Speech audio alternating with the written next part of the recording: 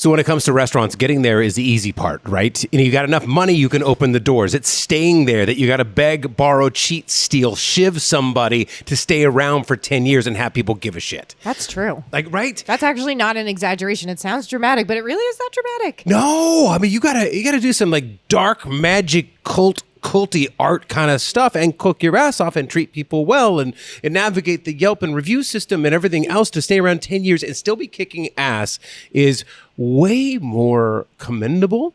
I think so. Than almost anything else. As someone I really respect very much, who carries weight in the restaurant world, unfortunately, I can't burn them on this quote, but they said once, if you desperately just want to lose all of your money, there are two things you can do. Start a wine label and start a restaurant. Mm-hmm. Or a media company. Or a media company, that too. We'll add that to the list.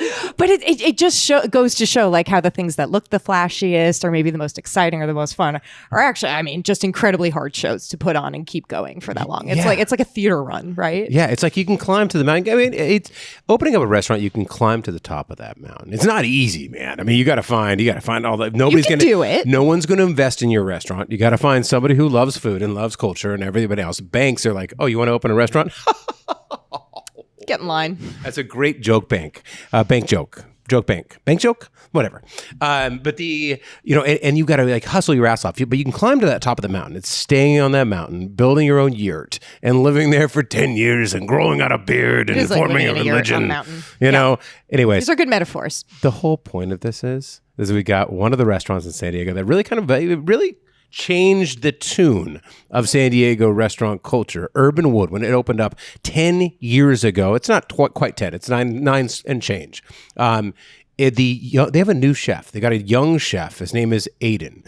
And Aiden I've met him about, 3 years ago. And on the advice of one of my favorite chefs in San Diego who said, that kid is one of the most talented people I've ever met in my life. And you meet this kid. He himself looks like a magic trick. It's like he's 27 years old and he looks like he's 18. He will always look like he's 18. He looks younger than us. And he's I'll running give him that. And he's running a culinary empire in San Diego. That's what we got on the show. Chef Aiden from Urban Wood and Urban Sea is going to be coming on. It is Del Mar Wine and Food Week. Welcome to it. Or actually, not week, month. When this airs, we are 3 weeks out. Again, this is our dream that started in a trailer a long time ago. The whole idea was to bring some of the Food Network chefs and get some national attention for San Diego's food scene. Over 100 of San Diego's best restaurants and our favorites and the indies and the mamas and pops and the Michelins and everything else. Series of dinner parties throughout the week. The big show is the grand tasting on the September 13th and 14th. That's on the Surf Sports Park Polo Grounds. Perfect grass right by the ocean. All this food cooking, all this wine. Guy Fieri, Jet Tila, Michael Voltaggio. I'm actually going to be cooking. You are? I am cooking in the VIP. Troy's a really good cook. This is actually kind of a moment. I won one episode of a national cooking TV show. It was called Super Chef Grudge Match. More than most people have won. And I did a California Penang burrito. A Penang California burrito. I'm bad at not turning off my phone. It was basically a California burrito that I made. He made it quesadilla style. So I basically made a quesadilla as the base of my California burrito. Some French fries, obviously some seared steak with just some. So there was cheese in it, to be basic, clear. Yes. Okay. Well, the great thing about making starting a burrito with a quesadilla, basically an open face quesadilla, is that when you're trying to fold your burrito, even if you mess it up, if maybe your hands are shaking because you're on national TV and you're going up against this person and trying to win $10,000. A girthy challenge to do on national television. If you got melted cheese, it just acts as a glue. And then I did a little bit of like a tomato salad with basil and vinegar and salt and olive oil. And I put that in there. And then I made a Penang curry sauce and I poured it over the top. It was a Penang curry California burrito ahogado. Where are you going to make it tomorrow? That's it. You're making We're that making again? that. Dude. Yes. Anyway, so if you guys want to go, 3 things really quickly. I'm not going to blather on again about this. Alex Morgan dinner, Game Changers dinner. This is like James Beard Award-winning chefs, top chefs, master chefs, Food Network people. They're all coming together. She's going to be there. It's raising money for Alex Morgan Foundation to basically further the dreams of women and girls in San Diego. Not a bad thing. Down for that. A phenomenal dinner. Michael Voltaggio is hosting the after party called Cluckfest. Travis Swikert of Cali is coming. He's going to be doing his Aleppo chicken. A bunch of chicken dishes. It's all variations of chicken dishes, although I think I've convinced Grand Old Barbecue to be the one imposter in the group and bring their smoked turkey and pretend like it's chicken. Poultry fest. Exactly. We're in the vein. That smoked turkey is one of the best things you'll ever have in San Diego. And then the third one is Drew Brees pickleball. Drew Brees hosts a celebrity pickleball tournament. Richard Blaze is going to be down there. A bunch of professional tennis players and surfers and athletes, and we just have a damn good time. We play pickleball. I play like one round and then just drink rosé all day. And there's going to be the Grill Dads are going to be there. You might know them from Food Network. Anyways, promo code, that's what you're waiting for. SDMAG15. Promo code SDMAG15. That's 15% off tickets to any of the events. Use that. It's coming up, so get them quick. We've already had one event sell out. The rest will be selling out over the next couple of weeks. And that's it. Welcome to Happy Half Hour. This is your guide to what happens in San Diego's food and drink scene. I'm Troy Johnson. This is Jackie Bryant. She's smarter than me. Yeah.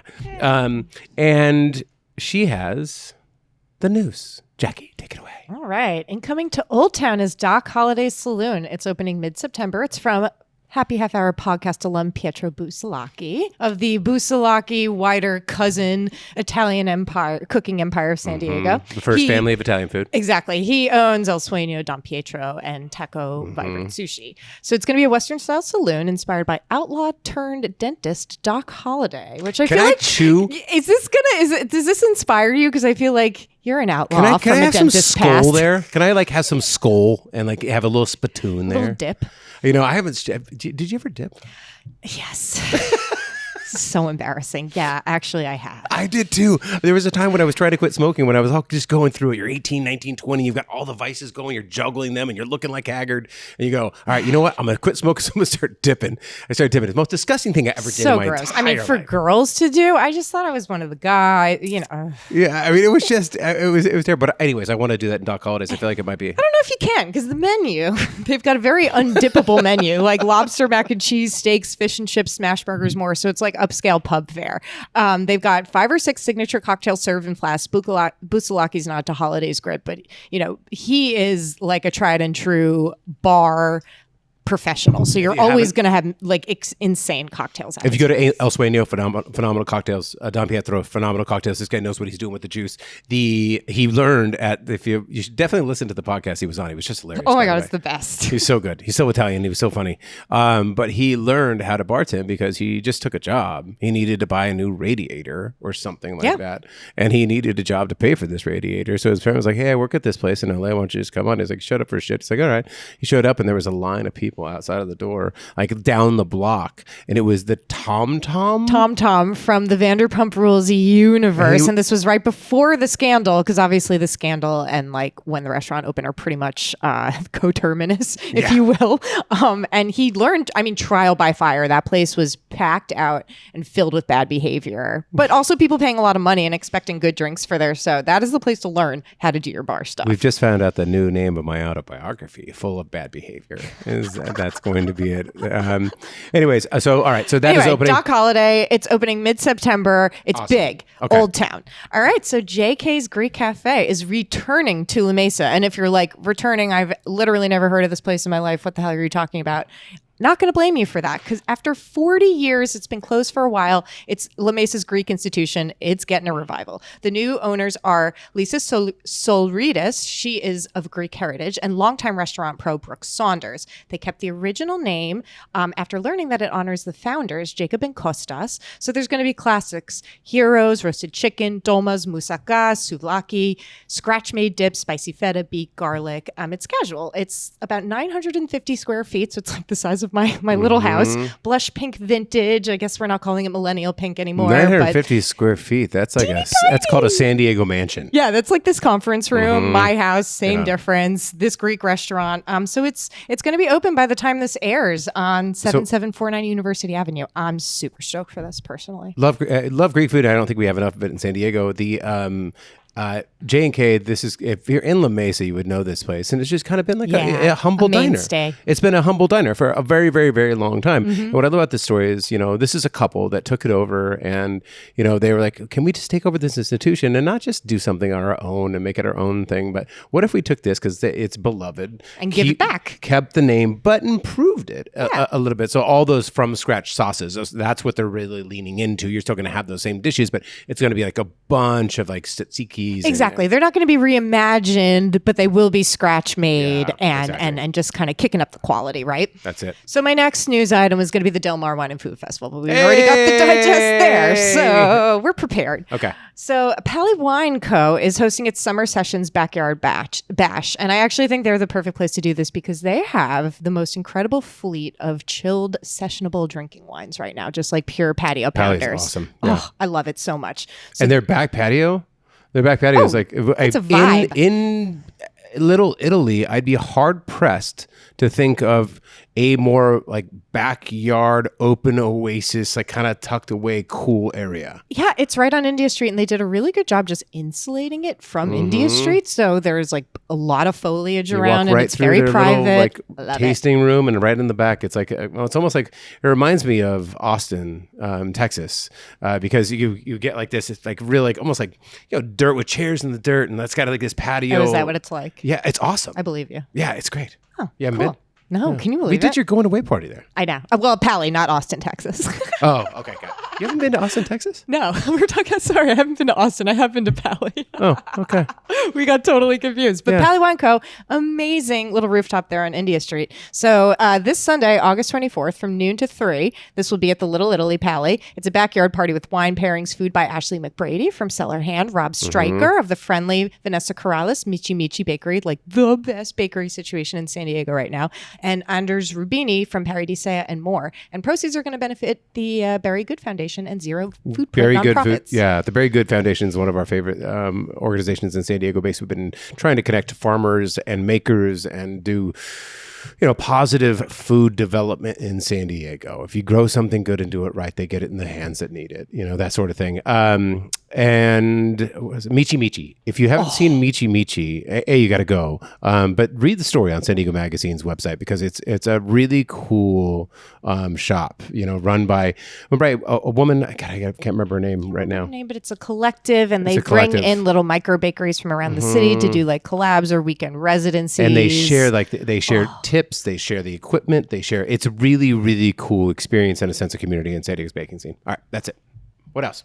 We've got a bunch of bites. Do we want to run through the bites? Okay, give me the one-liners on these. Okay. I only asked because Del Mar took up some time, so just in the interest of time.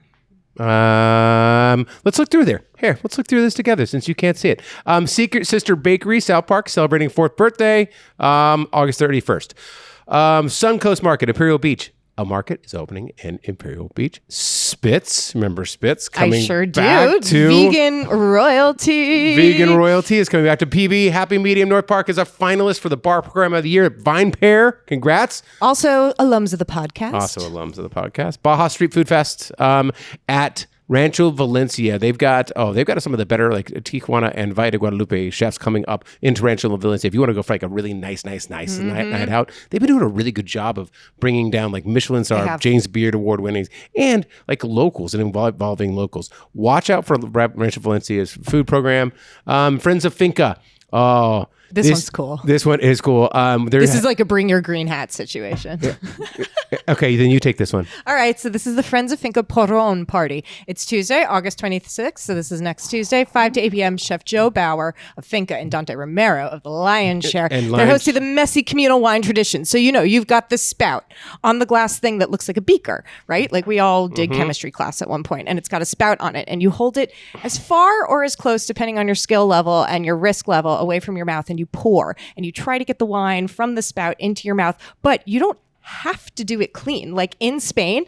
Okay, so this is a big Spanish tradition, but like in Spain at these big like wine harvest, you'll pass this around. Everyone will get the porron. And actually like whoever can make a bigger show of it, you'll pour it. It'll bounce off your forehead, for example, and trickle down your face and go into your mouth. Like whoever can make the best show of the spout delivery is like kind of the winner of the porron. So I encourage everybody to go, and it's very social media friendly. That's it. That Finca, August 26th, 5 to 8 It's a Tuesday. It's definitely a big party for a Tuesday. Up your Tuesday? Hell yeah.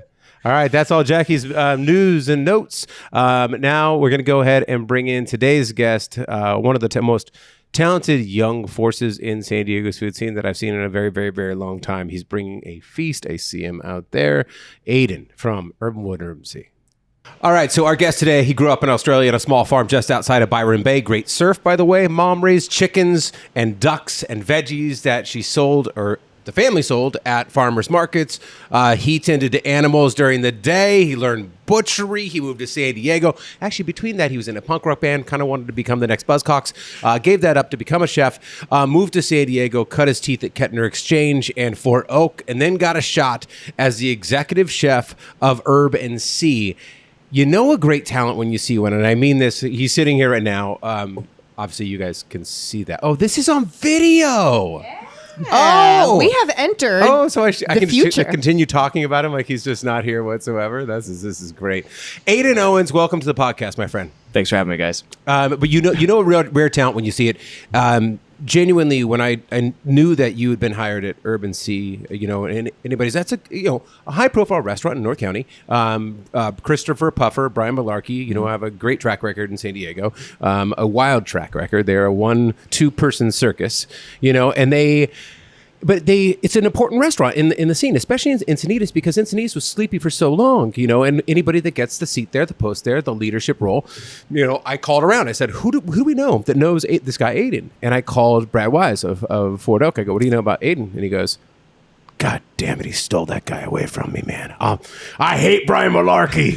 I know he didn't say that, but he was like, the kid's a talent. I was bummed to lose him, and then we went up and I met you. And just the way that you talk about food, the way that you're passionate about food, that you give a damn about food, and the way that you cook is phenomenal. Stoked to talk about your story today, what you're doing with Urban Wood, Urban Sea, and kind of the next generation, you and Tara, the next generation of the Puffer-Malarkey Collective, that whole trio, 4 restaurants now. Wait, it's Quattro. Quattro? Mm-hmm. Yeah, Urban Sea, Urban Wood, Anime, and Le Coq. Le Coq. Le Coq. Le Coq. You gotta say it that way. It's Le Coq, right? It's Le Coq. First off, let's start the show by telling us it's Le Coq. Le Coq. Mm. Yeah, that makes sense too. Let's talk about what we're eating. What'd you bring us today, brother? Cool. So these are some things that actually are on both Urban Wood and Urban Sea's menu. So here you just have hummus, tuna andouille, some simple tzatziki and herbs, a little bit of pita, and then classic Caesar salad, because you can't go wrong without a Caesar salad. Absolutely. And then a tuna crudo with calamansi vinegar, some plums from Sage Hill Ranch and Gardens, radishes, and lime leaf oil. I've eaten this out of order. You realize that because I started with the tuna andouille. Now it's got a spice bomb in my mouth, and I'm going to go to that delicate, beautiful little fish. Yeah. That tuna andouille. You kind of ran through it, but explain to us what a tuna andouille is. Yeah. And it is absolutely effing delicious, brother. Thank you. That was an accident.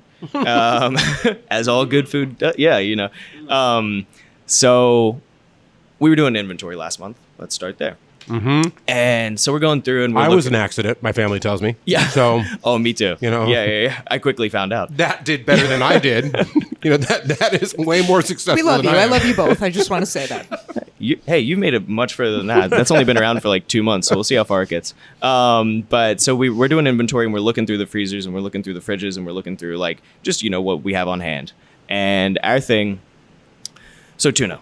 We go through so much of it, just like as restaurants in San Diego, we fly through it. And anyone who butchers tuna, anyone who cooks with tuna frequently knows that the sinewy bits are kind of a pain. It's the thing that you just stare at and you scratch your head and you're like, all right, we got to do something with it. Like what with can meat, we do? Right? Like with a cow. Yeah, and if confit tuna only goes so far. Mm-hmm. We have it, we love it sometimes. Canned fish, also really fun, but like at what point do you stop eating tinned fish at a nice restaurant? So I was like, okay, so what else can we do with it? So we made a bunch of different kinds of sausages, and we did tuna smash burgers.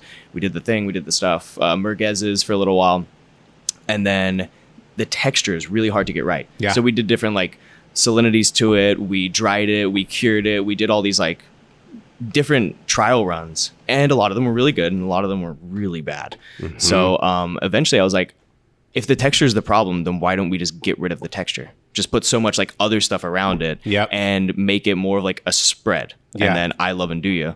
I think andouille is awesome, and I don't think you see enough of it in American menus. So I was like, okay, cool. Usually like a spreadable pork. Yes. Yeah. It's the spreadable pepperoni.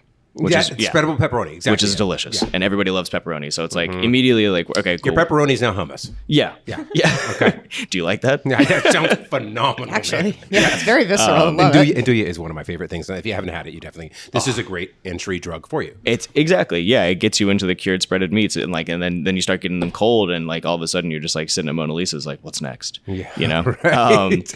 Already name drop an Italian classic in San Diego, Mona Lisa. Mona Lisa Italian Foods in Little Italy, where I learned about olive oil. This great matronly woman. I think she was one of the owners, and I'm not even really sure to this day. But I walked into her and I said, "You look like you know what you're doing." Could have just been hanging out there, but definitely knows the scene. She absolutely equally valid. She either probably way. had never stepped foot in there, but I was like, "You're definitely Italian." She was just shopping for olive oil. Yeah. She's like, "Okay, random stranger. Yeah. I'm looking for food too." And I'm like, "But I want to know about olive oil. I've been told, this is early on in my career. I said, I've been told by the chefs that I'm starting to learn food from. There's two things you got to do. You got to make your own stock, and you got to use good olive oil. Spend way more on olive oil than you will ever spend on a good bottle of wine." And I'm like, God, I'm still kind of broke. I'm like, so I went to this lady, I tasked her, I said, "Look, I want a really good olive oil, but I don't want one. I'm broke. I can't do like $100 bottle of olive oil. Like, what's that? Where's that sweet spot?" And she pointed me to Frantoia. Frantoia is a really floral, nice, beautiful finishing olive oil. Don't cook with it. Do not cook with it. Do not cook with it. I found out the same exact thing. But there's workhorse oil and there's finishing oil. Yeah, there's finishing oil. And you finish anything with that? I make a dressing at home and people were like, "Oh my God, this is the best thing that I ever ate. What is it?" And I go, "It's really not me. It's just that olive oil. It's good olive oil. Decent olive oil. Yep. Olive oil." Anyways, go ahead. But yeah, so we were making it, and we cooked it in good olive oil, but low and slow. And then we just made a super creamy hummus. And then I just wanted the most cucumber forward basic tzatziki, just some levity to the dish. And then I love herbs. People actually, I think all of my cooks and prep cooks hate me because of how many herbs I put on things. And it's like, at this point, we're going through 800 pans You're of one of herbs. those guys, yeah. Oh, yeah. I love herbs. It's a thing. I think you got to take a leaf blow to that thing to eat it. yeah, 100%. what you like And it makes it good. And I love yeah, it. and it's really good. I do the same thing. I'll make any kind of like, whether it's making farro or, making quinoa, and I'll just airdrop a ton of cilantro in there. And that's popular in a lot of Asian cuisines, right? Like Southeast Asian cuisine specifically, and also Scandinavian cuisines. They load them up. Yeah. Man, just I'm gnaw into on it. that Good. herb. I love it. I think like why not like load up the salt, load up the acid, load up the fat, and then the best thing to cut through it is just a bomb herb. Something that just like your mouth is going one direction and then it just gets ripped back into like that earthy, bitter, fun, like a different territory. Yeah. And- Dill, mint. Yeah, dill, mint, parsley, chervil. Okay. Yeah. There you go. Okay, so now you got to go to Urban Sea and or Urban Wood and try that. Now, you back up a little bit because you say we source our tuna, we source our fish. Let's talk about that because that's a big thing, a part of what you do, right? You don't just order a fish from a catalog. Like you've made some real inroads with local fishermen. You just got done with the Tuna Harbor Dockside Market. Yes. Tuna Harbor Dockside Market. Yeah, night market. Night market because was the one the regular one is it's on Saturdays. It starts at 7. Be there at 7. Be there at 6:30. Yeah, there's a line that starts. Yeah, and it's a rough line. Oh yeah, no, they're not effing around. No, that's like they'll elbow you out. Black Friday for fish, man. You will get a high heel to the head. And he's wearing high heels down there. You're gonna get a croc to the head. I was about to say a sandal. Sandal. Yeah. No one's wearing their high heels down to the dockside, but actually, I saw a couple. Yeah, right? for the night market. Yeah, it's starting to spruce up a little vibe. bit down on the docks. But it was really cool.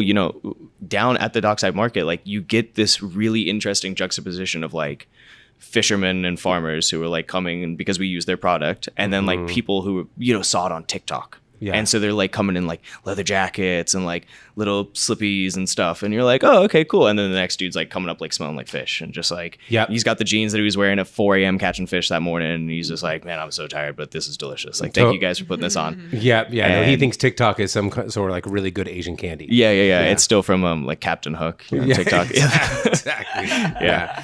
So, you really have a good relationship with the fishermen that you bring in whole fish to the restaurant all the time, right? Yeah. Between the two restaurants, I would say at the height of summer, we were doing like around 2,000, 3,000 pounds of local fish every week. Got it. Yeah. Okay, that's a ton. It's a lot of fish. Yeah. Another reason lot though, of marine my life. prep cooks are like, really? Okay, cool. We're doing this again. Yeah. And butchery, you know how to butcher the whole thing, and you teach your staff. Not only you teach your staff, but you actually work with other chefs like Dave and Waite, William Ike Yep. up at William Ike's at Matsu. Dave and Waite, he's been on the podcast a bunch of times. He's up at Wrench and Rodent. The Plot. Shoots. Shoots, basically like the czar of sustainable seafood in Oceanside. You guys actually give demos on how to break down fish in like around Oceanside? We do, yeah. The third Sunday of every month at the Fisherman's Market in Oceanside, you'll find the three of us along with Xavier, who is the chef of Miranda. And we're up there and it's free. And, you know, like the guy who announces it every week is always like, oh, it's like some of the best chefs in San Diego making some of the best seafood. And I consider the people that I work with there, like, you know, David and Will are just, Xavier, they're just out of this world talented. And it really is. You just walk up and you just get free food. And people always just walk up and they're like, so what? And there's not like a lot of understanding of what's happening there. But it's really They're cool. like, what's the catch? Yeah. What timeshare do I have to sign up for to eat this tuna? And then there's people who are like, what, is there a lobster? And I'm like, no, it's okay. I'm like, no, it's mackerel. But yeah, we try to make. We're in the specialty direction. Okay, sure, yeah. Yeah. Take the opening. Like we're doing fun stuff, and they're just like, oh, no. Yeah, no. Can you deep fry that? Yeah. I mean, that kind of speaks to the old school finer dining filet mignon and Cabernet Sauvignon culture in San Diego, Yeah. right? Wellington culture. Yeah, that is a thing. It's Yeah. a thing that chefs are still dealing with, right? Oh yeah. And especially someone like me who is like, I love mackerel pate. I love using like whelks. I love all the weird stuff. And I think I love the weird stuff. I think it's so much fun. I think if I eat like the same thing again, I'm going to lose my mind. So I really enjoy like getting creative and getting weird and like making it more approachable. And your customers are kind of like your parents in that scenario. Yeah. You're And like, it's let me play you some Brazilian punk rock. You're going to love it. You're going to love it. And they're like, do you have any Joni Mitchell? Can you hear the hi-hats and the tinny tops? Are you enjoying that? Yeah, no, trust me, it's way deeper than you think. No, but my favorite thing in the world is like when we do those like 5-course tasting menus, you buy a ticket and you come and you eat. And it's like, Let me cook. Let me cook. And you know there's going to be no mods, Yeah. nothing. They No. are in your care. And it's like, I just get to put these things in front of people and then they start eating it. And then I go out and explain it. And I'm like, and this is what you're eating. And you see the, and they're like, oh, cool. I actually enjoyed this. They're like, this is like so different from what I thought I was going to be eating. And then you just like, you get that like super rare opportunity to feed someone without them having the like hesitation. They don't like, before they read it on a menu that it says like, mackerel pate with fermented pineapples. They're like, dude, and then they eat it and they're like, this is one of the best fucking things I've ever had. yeah, you're hacking the mental process. Yeah, exactly. You Because get that, if you think about mackerel, which is it's obviously a highly oily fish. Stinky fish. Yeah, exactly. It's a stinky fish, and it has personality. You know, Yeah. I'm sorry. Are you working for mackerel? it has Big been. mackerel took It's over. like the Woodstock going fish. You know what I mean? It pitched a tent. I do. In I a do. field and didn't shower for a week. You know. But it's a really obviously it's part of our seafood system that you got to just not only eat the salmon, not only eat the halibut, not only eat we're so fucking boring. Yeah. We just are with our seafood. Yep. We locked into salmon, we locked into halibut, we Steaks locked Bronzino, only- Chilean sea bass. right. Yeah. Right. I know, and it's like so. But you and a lot of other chefs in San Diego or in around the country and around the world, and just home cooks, especially in the Asian communities, know how to take that fish and make it something remarkable with fermented ingredients. Yeah. But if somebody hears that, they're like, "Wait a minute, mackerel! I think my grandma ate mackerel and onions."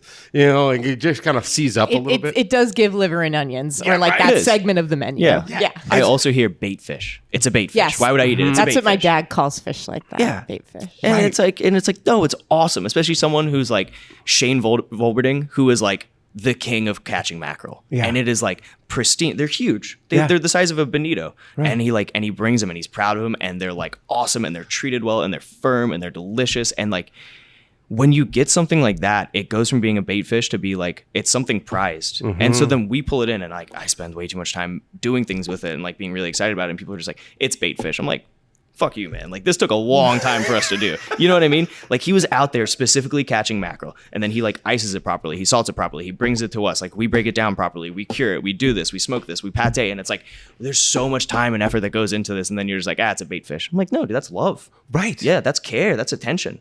That is an accumulation of a chef's life on a plate right there. Everything they've learned, how to tweak, this thing. They've tweaked it 35, 40 different ways, that they've let it rest in oil for just long enough to kind of mellow it out. It's like taking sweetbreads and putting them in milk, that sort of thing.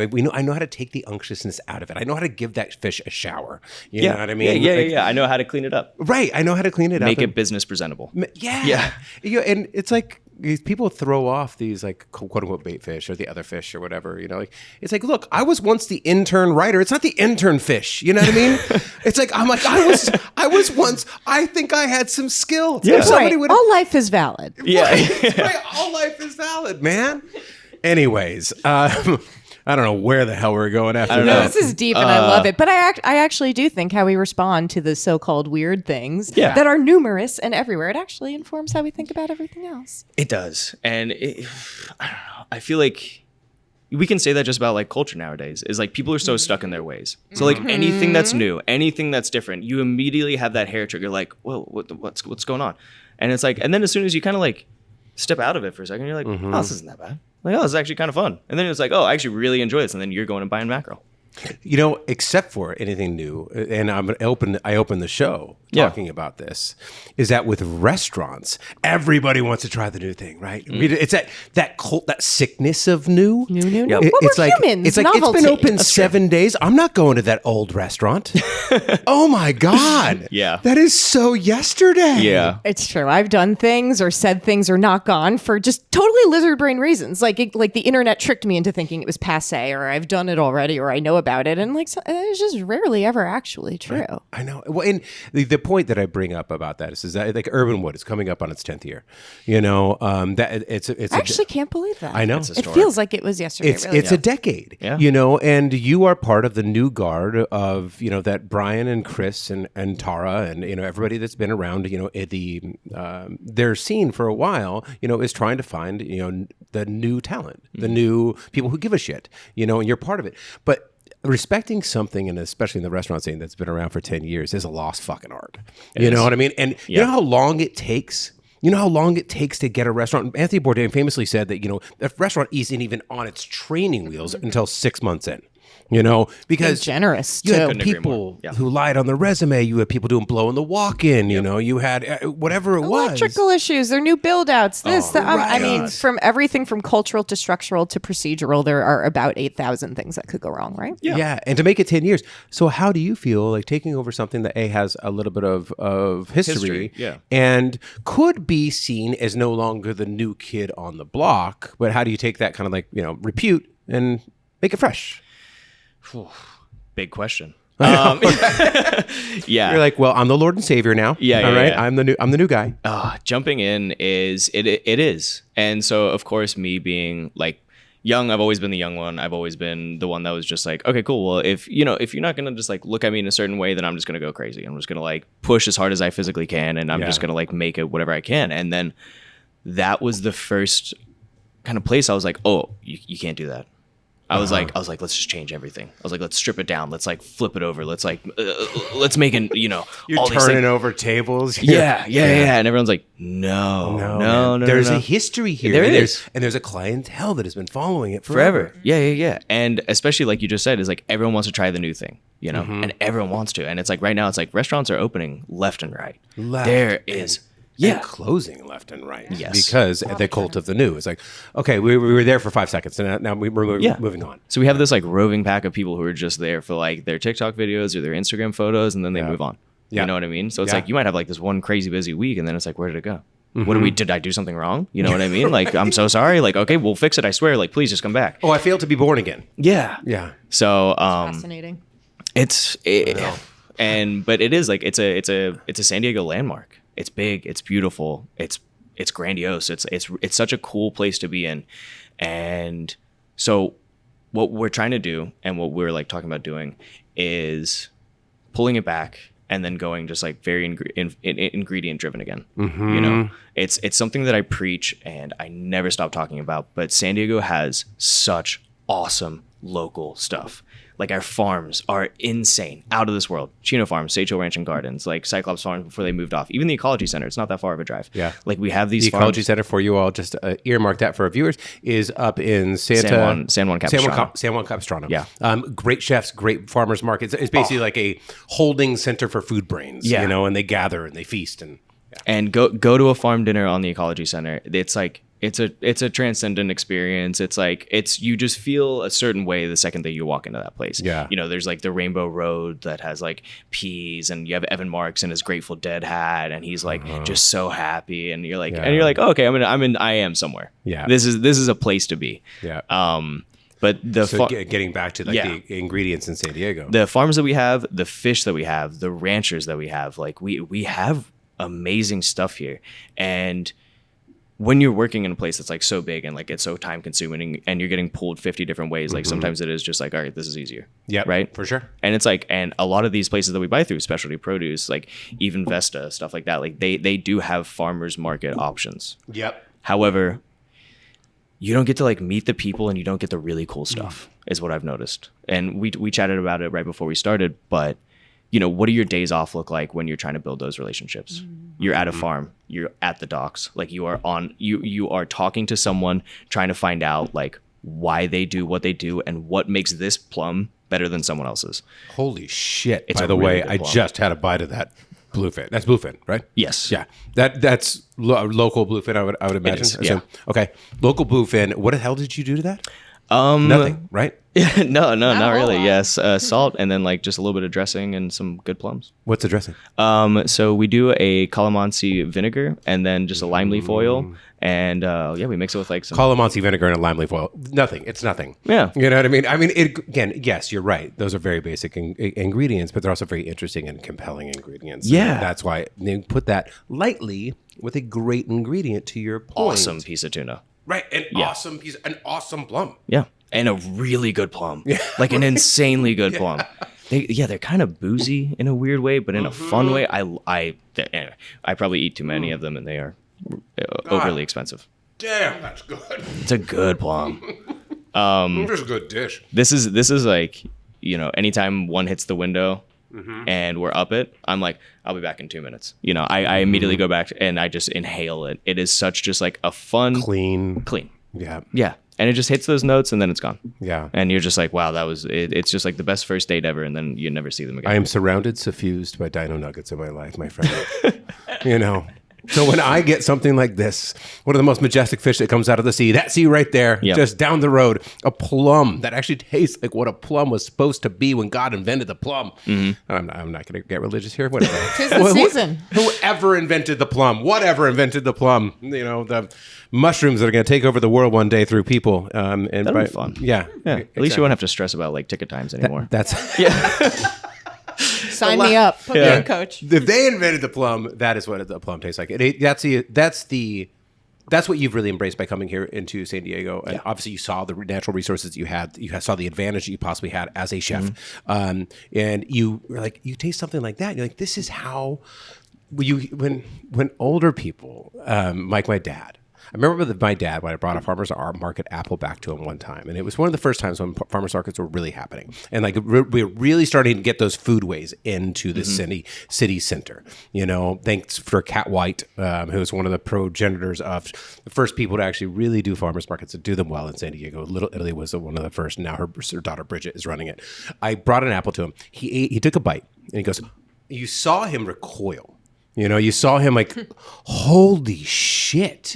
That's what, it almost brought a tear to his eye because he's like, this is what I remember growing up with. This is, I haven't tasted this in so long because it was just growing right in good soil. And the guy cared. Industrial food systems have hacked our brains and have like made us totally forget with this year-round availability and constant availability, like what it actually means to eat in season and what it even just looks like and tastes like. Why right? are tomatoes flowery? And why is the same Roma tomato the exact same size on every single? You know what I mean? Like you walk into the Why does it never supermarket. look different?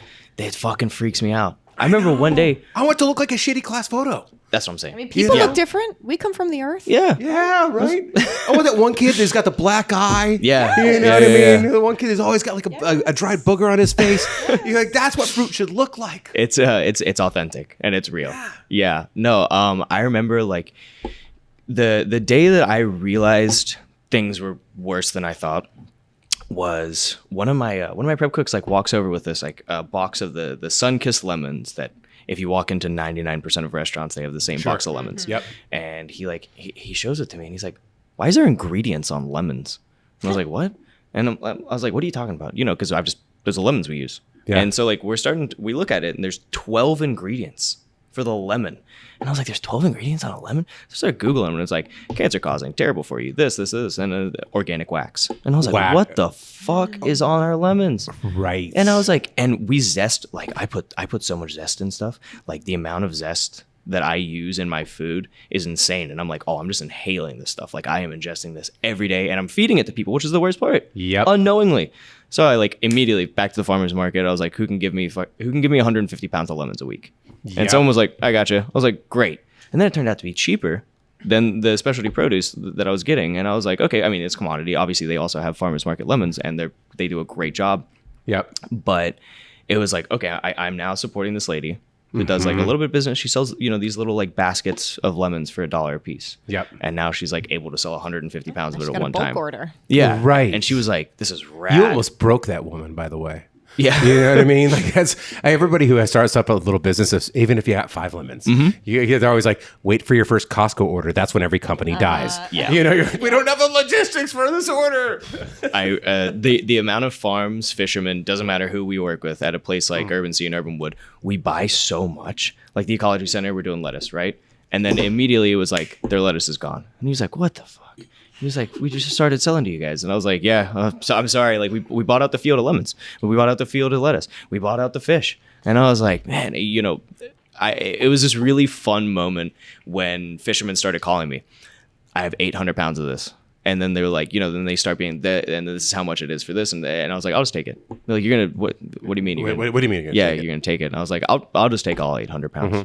They're like, and I was like, and can you have more for Thursday? He's like, oh, you're not fucking with me. I was like, no, I was like, that'll be gone by Thursday. And then he would come back and the walk-in was empty. And he was like, holy hell. He's like, this is something here. Oh, you're moving. Yeah, we are moving. Yeah. And the tunas, it's like, we get 4 or 5 150-pound tunas a week and for one restaurant. That's like when it's like when you're going for a job and you're like, I don't know. Look, I'm just going to ask for, I would like $1 million a year. Yeah. And they're like, cool, Yeah, sure. you're in. Like, what? Yeah. What happened? Or like you ask like your significant other, you're like, you know what? I'm going to take Thursday to Saturday off and I'm just going to pretty much smoke weed in my boxers. Happened to me last week. I was like, husband, can I go on a road trip? He's like, if you need to do that, you need to do that. I was like, what? And I felt guilty the whole week because I couldn't believe I was just allowed to do it. So I feel that. No, it is. Like, it's that moment where you're just like, oh shit, he said yes. You're Okay. like, oh, cool. Yeah. Yeah. And then you're like, now I got to do it. yeah. Okay, now I want to move on to this dish. Keep on talking about food a little bit. Yeah, sorry. What makes that dish? Oh no, you don't have to apologize. We're still talking about food. yeah. No, I mean I'm talking about boxers and smoking weed. That's I true. don't know what I'm talking about. All right, But you well, guys are talking about. That reminds me of punk Apology rock. I kind of revoked. want to know, like, how'd you learn? How'd we get to breaking down tunas from punk rock? I know. Well, you know what's funny because I went from writing about punk rock to food too. Oh. There's a very similarity. Yeah. It kind of makes sense to me, but I don't Yeah. want to say. I need you guys to work it out. I Yeah. can't say. You're like, I'm not in the interview, Troy. I'm asking a damn question. Would you please pay attention to how interview skills are done, Troy? Oh, yeah. Okay, go ahead. So yeah, I would say like that transition is just misfits. Like Yeah. we are just the kids that like they were smart but they got bad grades. They were the kids that skipped class because they didn't want to like sit there and listen to the same thing over and over and over again. Like they're the kids that like maybe had a hard like moment in their life that shaped Maybe a them. little ADHD. Maybe a touch. Yeah. From this conversation, I would say there's no ADHD happening. No, Not at this table. No, You sir. have so much of it that it kind of canceled itself out. And it achieved this super focus. Yeah, no, I remember I was like, I always try to like rein it in and have it bridled, and then I realized I was like, what am I doing? You I don't was need like, to do that at this No. You table. found friends in the kitchen Yeah. and at this table, my friend. I remember the day it happened. I was like 18, and I used to have my dalliances in the other worlds. And I came in after a long night and having some rough things happen. And I walked into the kitchen like teary-eyed. And usually I was there 3 hours early. And I was 15 minutes early that day. Sous chef like looked at me kind of weird and then saw me just like there kind of, again, tearing, trying to cut like, well, I can't even remember what I was cutting. But he was like, hey, you want to go outside for a second? And I thought I was going to get in trouble. Walk outside, hands me a cigarette. And he was like, rough night? I was like, yeah. And he was like, all right, cool. Well, he's like, when we walk back in, it gets left at the door. He was like, in there. He's like, dude, I get it. He's like, I see you. He's like, I've seen you come in here for a long time. He's like, I know you work hard, all these sort of things.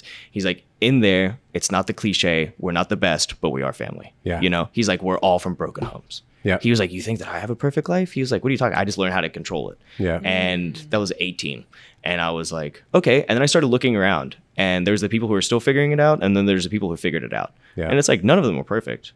We're all like, we're in the industry and we are misfits for a reason. It's the same reason like punk rock. It's like you get pushed and you get pushed and you get pushed. And then you find someone and you're like, holy shit, you care about me. Yeah. And it's like, it might not be the best because they're also like a little on the rocky side. My family or my situation or my experience or my history or whatever it is doesn't look like everybody else's. Or doesn't look like what the playbook was supposed to look like. Yeah. I'm watching a movie right now and I don't fucking see myself in that movie. Yeah. You know? And isn't that cool? And punk rock and kitchens Yeah. provide a, not just even a sanctuary, like you guys are some kind of rare birds, you know, but it's like this like functional organism to join and create something, right? Yeah. And yeah, just knowing that the other person's going to be there for you, you know, like maybe your parents left, maybe those sort of things happen. And like, you never had just like that stability. It's like a found family thing. Exactly. Chosen family. Yeah, that's what I'm saying. It's like, you don't, you know, they always say you don't get to pick your family, but in some cases you do, you know, sometimes you have like, you don't know what else you're doing. And then all of a sudden it's like, you find these people and you're like, oh, wow, like I'm at home. Yeah. And it's cool. And that's what I think kitchens are. And I think that's why we get these people who just like me pour themselves into it. Yeah. The 16-hour a dayers who like go home smiling, you know? Yeah. And like they're a little crazy, but it's like and then you see those like kids coming up in the ranks and you like the second, the stage, you're like, yeah, they're going to be a killer, you know? Well, and this is why you're a killer too. And this is why this is the only way that I made it as a writer in San Diego. You know, it wasn't town. There's more talented writers than I am. I was listening and I was actually thinking about you the whole time. I was just thinking about your career and your trajectory, and you came up on your own, and it actually reminded me a lot of that. Well, thank you. I refuse to. Every waking hour that I had outside of my work, I would work my job, and then I go home, and I would love what I was working on in my job and work on it in my own way. Yes. And I think that kind of skill is a lot. I mean, those are the people that rise. You know, the ones that go home. Like you went to meet fishermen, you went to meet farmers on your off hours and your Saturdays. You and your gotta love Sundays. it. You gotta love it. That's why you gotta love what you do. And I think that's the reason. It's not like kumbaya, you gotta feel like we're all singing puppies and rainbows and you come to work. Oh, hell no. It's more that you nothing's really that. enjoy the topic Yep. and you really enjoy the story and the process. And if you fucking love it, then you're gonna do it in your off hours because it's just entertainment. And you respect it inherently. It's just, it's like a way of being, right? It Right. infuses your whole lifestyle. Yeah. I tell people all the time. If you don't like this job, don't do it. Yeah. This is not it. You do not get thanks. Like the hours are long. The It is Ferrari is hard. not parked outside. That you're gonna Absolutely get. not. Yeah. I'm pulling up in a Prius from 2014. I you got know a what I mean? CRV right there with you, brother. So Yeah. it's like, I'm telling you, like, if you're in this for like accolades and fame and like money, you're in the wrong industry. Yeah. You gotta go home and you just got crushed and then you open a cookbook. Like you need to go home and like you need to listen to a podcast. Like speaking of which is the David Chang podcast, Dan Giusti was just on and he was just talking about that. He was like, you make decisions. Yeah. No one's forcing you to be here. You know what I mean? Yep. He was like, go do anything else. Anything. I remember that like very just like he was like anything else. And I was like, that's so true. Yeah. I hear so many people and they're like, oh, I'm just How do you spend your time, make it worth it or not, right? yeah, like enjoy it, love it. If you're in it, do it, and Yeah. like just be a part of it because it's like it's really fun once you jump in. Yeah. Yeah. Once you go like all the way in, you're like, oh, this is fucking rad. And I think one of the people that we taught before, that one of the people that really kind of made you feel that way. Tell me about the butcher. The butcher. So let's take you. This is back in Australia, right? Yeah. Okay, so back in Australia, there was a butcher that kind of changed your life. Yeah. Or a liquor store owner? Was it a shop? It was a deli, delicatessen, if you want to be fancy about it. But no, it was And I never knew what I had until 19 working for Brian at Kettner Exchange. Yeah, I really didn't. Like, there was all these really cool opportunities and things that I could have like grabbed onto more, but instead I just treated it as a job. Clock in, clock out.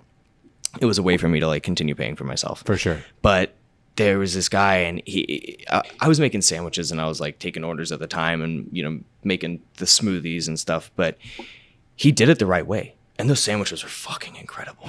But he used to bring in whole lambs and whole pigs, and like he would bring in whole chickens, and like he would butcher it himself, and he would try and teach me. And I feel bad. I should probably reach out to him, but I feel bad that I never like held on to it. Yeah. I was like, okay, this is like part of my job. Like I'll butcher. Sure. Yeah. Yeah. And then years and years and years, almost 10 years later, when someone plopped a pig in front of me or something, I was like, oh, I know how to do this. And and other people were like, you know how to fucking do this? Oh, yeah. They're like, what do you mean you know how to do this? And I was like, yeah. I was like, yeah. I remember. I was like, I might watch a YouTube video to like refresh it. Right. I was like, but no, I know what's going on. It ricocheted back in the brain pan. Yeah. And I was like, oh, all right, cool. And then it started coming back, and I was like, man, it was like, those are the moments where it's like, you know, and it doesn't stick like that. Like, sometimes you try and like change someone by like teaching them something, but at the end of the day, if they stick with it long enough, they're gonna be like, fuck, dude, that guy showed me this. Yeah. Like, how cool is that? Some of the bases of cooking. The basis of cooking. Yeah. And like, another one was I do a lot of fermentation stuff. I love it, and I think it's just a cool way to save product. Instead of throwing things away, like, what can we make out of it? How can we transform this thing? Yeah, how can we make it awesome? And at one point, you have too many preserved lemons. I'll tell you that much. Yeah, because we go through a lot of lemons, and I was just like, yeah, keep preserving them. And they were like, all right, we have like 65 quarts, and I was like, all right, maybe we should stop. Maybe we should stop preserving the lemons. I was like, okay. I was like, what else can we do with lemons? You're like that beautiful elderly neighbor that comes over. She's like, I brought something from my lemon tray. There was one week in the San Diego Magazine's office, like 6 people brought in avocados or oranges, and we're like, we just physically can't eat this much. And preserved lemons are different than normal. Yeah. They have a different, like a funkier, Ooh, I they're love funky. them, like amazing in pasta with a Salty. lot of fat, but Yes. salt. Very It's not much. what you're thinking. No, Yeah, no, God, no. And yeah. How much preserved lemons can you put on one menu? Let's find out. Yeah. And it wasn't much. And we don't have to talk about this if you don't want to, but you said to pay for yourself. You've been on your own since you were a kid, right? Yeah. So, I went, and I had an interesting relationship with both sides of my parents. Yeah. And I will say my mom is an incredibly hard worker. Yeah. But with that comes working a lot. Yep.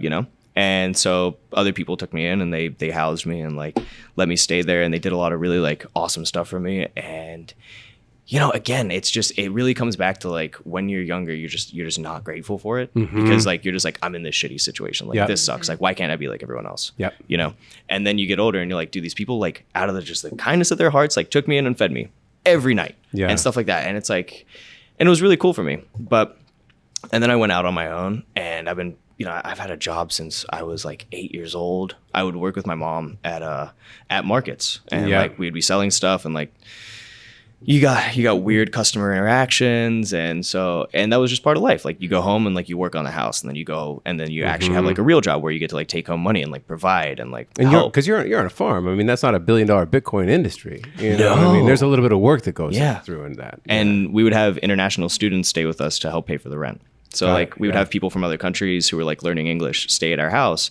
So like, between going to other people's houses and like staying there a lot, and then also having like all these different cultures at my house, I think that's why my food is so just like all over the place. Because what was family dinner? Like, a lot of people are like, they have that Italian grandma, and they made pasta every week, so that's their foundation. That's what they love. You're getting bibimbap.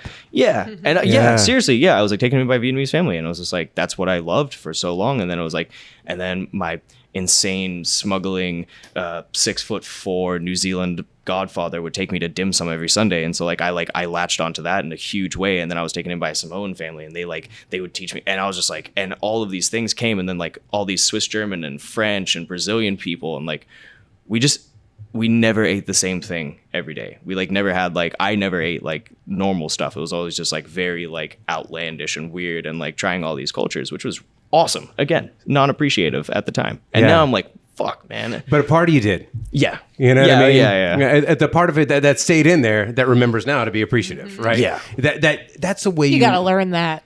Right. You do. You do. Yeah. That's becoming in it. That's growing up. That's growing up right? I wasn't a dick. I was kind of a nice kid. Ooh, Shy, I was shy kind of a kid. piece of shit. But I was a piece of shit, Yeah, for sure. I was the worst. I was honestly a huge aware. bitch and a piece of shit. Yeah. I'm not gonna lie. Yeah, I know. I'm So- actually pretty proud of how far I've come. yeah. Sometimes I'm like, oh man, my childhood was so rough. Like my parents did this and this and this, and I was like, just because I was a nightmare. No. Yeah, right. Feel you, bro. Yeah. I But know. I'm so shocked my mom did not make charcuterie out of me. Guys, honestly, I'm very proud of all of us. yeah. Good for us. Hey, we made it though. So, but the whole reason I kind of brought that up was that I mean, you've really kind of had to work your ass off to really be where you're at. Yeah. And take accountability for yourself, which I'd imagine that now your chefs are kind of getting that too. Like you're like, hey, this is what you got. Take accountability for yourself and get it done. You know. Yeah. I think being accountable is huge, and also like you can show up for your job and you can show up for your paycheck, but you got to show up for yourself. You know. And it was like I always knew that I was working because I had to pay my bills. Yeah. And like that was from young, very young. I was like, I need to do this. Yep. And then at one point I was like, I want to do this. I love what I do. And people were like, you got a really strong work ethic. And I was like, it's because I actually enjoy it. Yeah. And it's like, there is something cool with like, back in the day it was a little easier, but it was like, I would show up early and I would just get stuff done and I would learn. And it's cool. Like having people look at you and be like, that kid works his ass off. And that's private tutor time too. Yeah. And You know what I mean? I tell cooks all the time. I'm like, dude, come in an hour and a half early. And it's like, we'll clock you in. Yeah. It's just, but you also like, instead of just coming in and setting up your station, you're breaking the fish down. And it's like, you're making the really cool sauces that guy learned 15 years ago that like, it took him so long to perfect it. And you just get it off the cuff. And I'm like, dude, come in. And it's like, I would love to teach you. Please let me show you. It's not a free culinary school. You're getting paid to go to culinary school. You're getting paid to go to culinary school. Yeah. Yeah. And it's like, and people are always like, oh man, it's so cool that you butcher all this stuff. I'm like, yeah, come in. I'm like, just come in and do it. Do it too. Yeah, I'm like, realistically, like our restaurants are very busy, and it's like, so you do like from the time that you clock in to the time that you leave is like we are doing stuff. I was like, but if you have the desire, like I did, and you jump that like quick little bit early, and you're like, show me something. Yeah, exactly. And I'm like, fuck yeah, man. Also, that takes something off my hands. Yeah, for sure. Yeah, instead of me I want to butchering pass on this knowledge, so I'm not burdened by this knowledge. Yeah, so I'm not doing my 9,000th Like, let me rock teach fish. you Excel. Yeah. All right. Well, we got to move on now because we've taken so damn long. We didn't even get to food sustainability, which kind of have actually throughout this whole conversation. Yeah. We kind It's been trickling. It's been baked addressed. into your whole life and philosophy. It is. It's all I one talk about. very important thing that I have not pointed out in this delicious meal that you've brought us, yeah. which is from Urban Sea and Urban Wood, or just Yeah, both. Okay. Yeah. So all yeah. of these things are on the menu. They are. Okay, Yeah, you can go to either. That is not crouton. That is chicken skin that you have. Yeah. Yes, it is. Yeah, Yep. deep fried chicken skin, which is chicken skin is the song of my heart. We have a strong schmaltz culture here in San Diego. Yeah. Thanks to you guys, John Sloan's of the world. Like chicken fat and skin is having a good moment. It is so good. Yeah, it makes everything taste better. Oh, it is phenomenal. All right.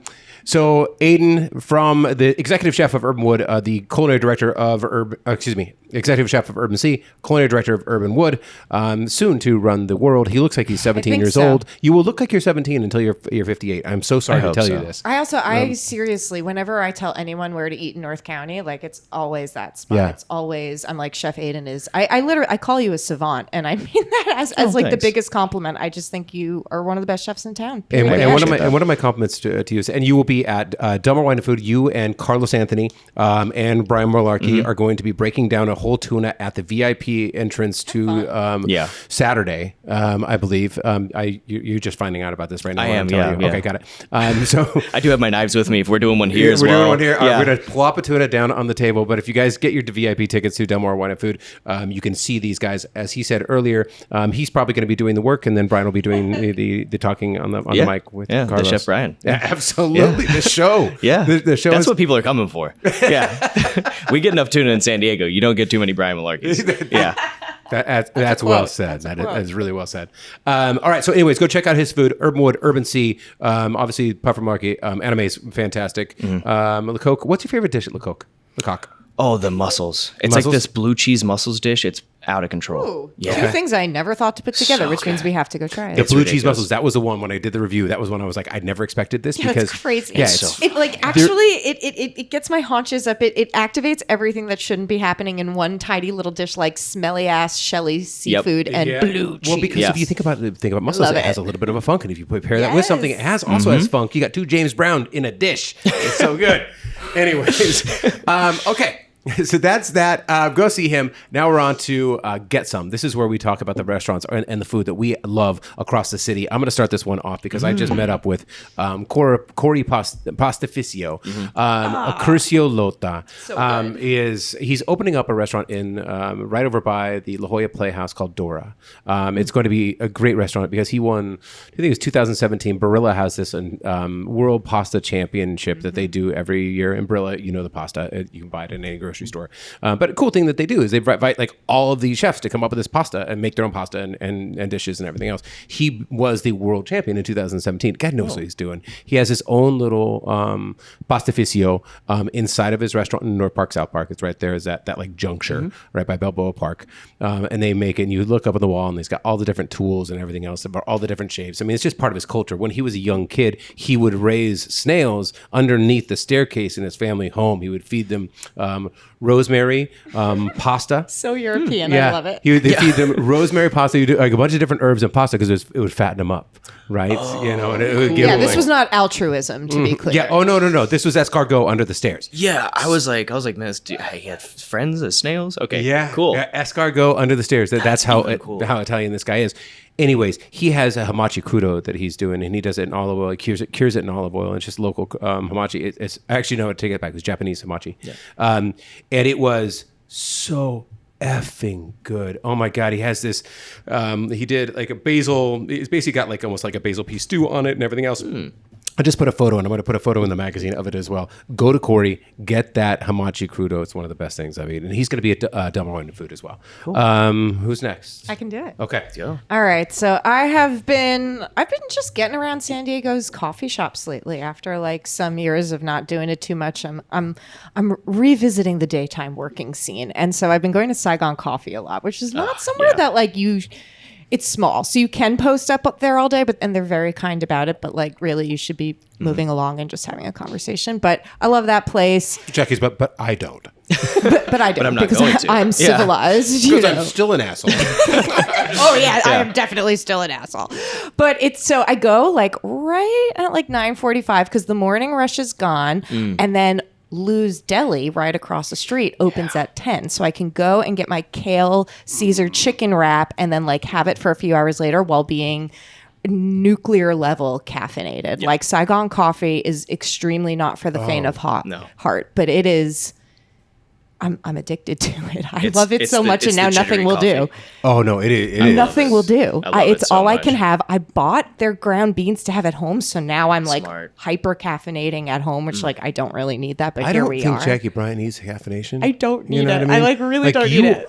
You were like, I mean, whatever the molecular structure is for caffeine, like your parents looked in a little bassinet and there it was. You know what I mean? I mean, like I'm a habitual weed smoker, just like to get myself to base level. Like I don't. Most people come can't back even down. do that without falling and asleep this, sitting and up. this is why we love you so goddamn So much. the vegan coconut, by the way, I'm a dairy drinker, but I just want to. The vegan coconut is, in my opinion, the best thing on the menu. It's their iced coffee, but with coconut milk and shredded coconut, and it's literally perfect. Saigon Coffee, iced vegan coconut. Go get it now. Don't hang out there all day. Although you might see Jackie.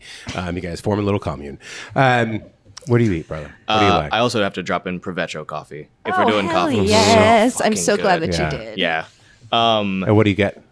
What do I get? Are you just like straight drip? I'm just a drip black. Yeah. Yeah. Hey, that's an art. Yeah. Absolutely. Do you do black coffee? I'm a black coffee Oh guy. shit. And Yeah, Provincial I'm Coffee, just- just to signpost it. Sorry, that's the spot in Bread and Salt, right? Yeah.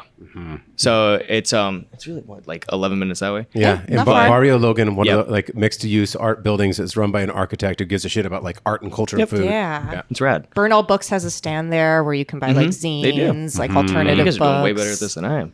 Well, what do you get there? Sorry, I'm like totally I just really hijacking like your their bucket. coffee. We're adding color. You guys are, yeah. You guys are painting the picture. I was just like, I like black coffee. If we can't make do good black that coffee. as San Diego Magazine, is true. we have fucked up our job. What is that? I know. I'm like, I never heard about that place. Like, tell me more. People are like, you're fired. Yeah. And Literally then your job. I would say like where eating wise, I say it all the time, and then I completely forget. Like you guys asked, and then I was like thinking, I was like, oh, where do I like to eat? And there's so many restaurants in San Diego I like to eat at. But the one I always forget, and you guys just talked about it recently, is Juan Jasper. Oh, hell yeah. Jasper's Love that great. place. Literally favorite in this whole room, It's- both of us individually, dude. I think. It is so much fun. And it's like, get there right when they open, go sit right in front of him. There's and nine, then, there's 9.5 seats. yeah, good luck. Which is my favorite part. It subverts the idea that you need to have a big sprawling dining room. Like for me, it reminds me of dining in like a really urban city. It does. It I like also that. it's like randomly like New York or LA got brought here for a minute. Yeah. And it's Yes. just and it was I remember one of my buddies was like, you gotta go. And I was like, I'm listening. You go ahead. all right. Keep on talking. One of my buddies was like, you gotta go. And I was like, okay, cool. Happened to get a table right at the little bar, and me and the chef were chatting. We're chatting. Wait, did they hook it up for you, or did you have to wait like a mere mortal? I don't know. Oh, okay. Yeah, I don't know. Nice. I literally just walked in, and just sat right down. Oof. Nice. Oh, there it is. This is the Juan Jasper that he's talking about, which was on the cover of San Diego cover Magazine star. just 2 months ago. That's rad. It is such. Oh, That's It the is way so dining good. should be, right? It's the way dining should be. Like the guy, he was like, what do you like? And I was like, oh, and he made something for me. And then I ordered a steak, and he goes, cool, come pick it out. You're all sequins and Thursdays. Yeah. Yeah. Oh, I mean, what are we talking about? It's got really awkward. But it is that kind of like it's just a counter with a couple guys that really know their meat and Yeah. and they're cooks and they're cooks from around town too. Like I mean, I met one kid who Yes. was like, Yeah. like look, I worked at Kettner Exchange. I want to say it was too. Probably. And he's like, I came over here because I just like it, and everybody there you can tell loves their damn job. Loves it. You It's know, so much fun. It's no a one family. seems miserable, which is I really know. important. Yeah. And like, you can go in and they obviously have the menu. You tell them your cut, they like it, but do not sleep on the specials. Their specials, which No, change it's awesome. either every day or every few Yeah. days, are ridiculous. And I'd like Super to good. I'd like to apologize to the entire San Diego community. I actually got a couple Yeah, we blew it. angry emails. I said that their Cobb salad, or their wedge salad, excuse me. I said their wedge salad was a normal mainstay on the menu. It is not. So everybody went and ordered it, or tried to order it. And it's they're not like, Is it a Caesar? They're like it was a wedge. Oh, it's a but they wedge. did like Called it. a massive load of good blue cheese, but they had the lardons. So they have their butcher's shop, right? Yeah. And they smoke them, and the lardons were like crack. I was like, oh god, Ross, I don't even like wedges because I think the iceberg lettuce has been loafing on American culture for a very long time, It's and we gotta fucking be like a tolerated it. really special one. Yeah. When they're good, they're transcendent. I'm like, and why then do you like anything this less lettuce? than Because that. it's crunchy. You know, I know people who are crunchy. I live in OB. Like they're not special. You know. Anyways, okay. That's all I gotta say. One Jasper. Anything I else? love that place. You said Fetcho. You said one Jasper. You have anything else? You want Every time I eat there, I love Kingfisher. I really do. I love Kingfisher's- David Sim. David Sim is the best, and he's a He's sweet, such a sweet human. heart. Thank you. Yeah, that's exactly what I would say. It's like Yep. Kingfisher, and then you somehow manage to hit Turf Club and you go for a steak. Somehow. Yes. Who knows how it I don't know how. happens, but it does. Yeah, you eat a full meal and then you're walking out and you're like, I could go for a steak. Yeah, I could do I it. gonna need to cook my cook it own myself. ribeye. Yeah, I'll do a hot link. Yeah, I'll do a hot link. Yeah. It's just a little hot link. It's not too bad. Just a Couple little. Miller High Lives. And then, That's it. All right, Chef Aiden, thank you so much for the Thank you, feast. Thank you guys. so much for sharing your story, brother. Of course. One of my favorite people that I've met in the last like 4 or 5 years in San Diego. We've done a video on him. You can find it on our YouTube. Kind of shows off what it's been a couple years now. But this is like the deeper follow up of it. Yes. Cannot wait to see you in Del Mar. Cannot wait to see you actually doing all the work and breaking down that tuna. And that's it. We'll be back next week with, I believe, Kindred. Corey from Kindred. Corey from Kindred. Yeah, Well, I'm Corey super Statina stoked. is one of another. I'm just inviting some of my favorite I know, people. this is like mensch season. It's a good. on It's Happy a Half good Hour. run. These are the people that we've invited to Del Mar Wine and Food because the whole idea of Del Mar Wine and Food is not to make money. Not to make money because we don't. It is to highlight the San Diego food scene and bring it up on a level that ideally shines a national spotlight with Guy and Voltaggio and everything else. And kind of raise up the culture. And we're inviting the people that are cooking there. Corey Statina is not cooking. He's a restaurateur, but he has Kindred, which redefined vegan food in San Diego and vegan culture a little bit too. And heavy metal. And heavy metal. Oh, yeah. Excuse me. Somebody, one of our former editors said, "You're such an idiot. It's not doom metal, Troy. It is." God damn it. I can't remember what metal it is. Whoever knows what kind of metal they're playing at Kindred, please email us at hello@sandiegoSDmag.com. Be nice to us. Anyways, Corey from Kindred is going to be here. He just opened up Dreamboat, which is a little vegan diner. And then behind that is Vulture. It's over in University Heights. We will see you next week. Sorry, I don't know. How the fuck do I sign off? I actually don't even know. Stay classy, San Diego. Stay classy, San Yeah. Diego. Can you imagine?